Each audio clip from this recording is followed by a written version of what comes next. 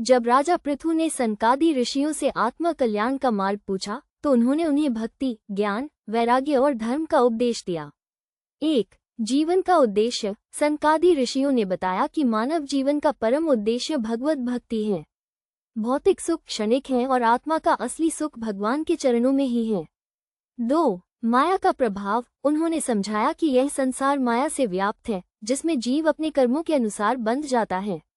जब तक मनुष्य इस माया के आकर्षण में उलझा रहेगा, वो जन्म मरण के चक्र से मुक्त नहीं हो सकता।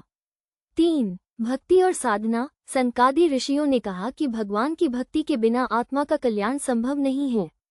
वेदों और शास्त्रों का अध्ययन भी तब तक पूर्ण नहीं होता जब तक वो भक्ति से युक्त न हो।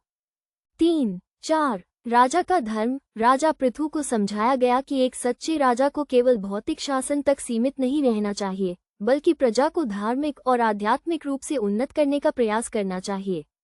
5. संतों की संगति। उन्होंने बताया कि जो व्यक्ति संतों की संगति करता है, उसका हृदय शुद्ध हो जाता है और वो भगवत प्रेम प्राप्त कर सकता है। 6. निर्मल भक्ति। राजा को सलाह दी गई कि वे निष्काम भक्ति करें, न कि किसी फल या स्वार्थ की भावना से। सनकादि ऋषियों का उपदेश राजा पृथु को न केवल एक आदर्श राजा बनने के लिए था, बल्कि सभी जीवों के लिए मोक्ष का मार्ग दिखाने के लिए भी था। उन्होंने बताया कि ईश्वर की शरण में जाने से ही जीवन सफल होता है।